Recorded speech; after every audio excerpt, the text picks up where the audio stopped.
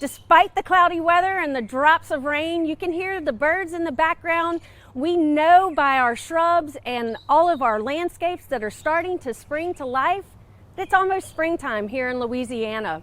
Today I want to talk about one of our most traditional shrubs that we use across the state, especially in the Gulf South. That's azaleas. Azaleas are one of our beautiful springtime blooming shrubs.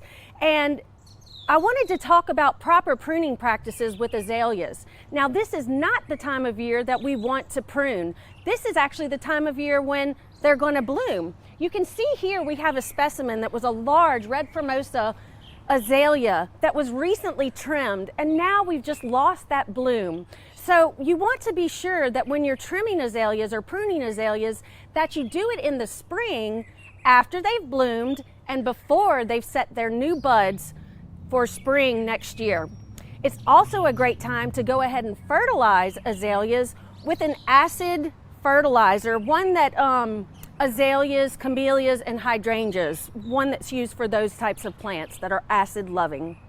So get out there and garden this spring. For Get It Growing, I'm Heather Kirk-Ballard with the LSU AgCenter.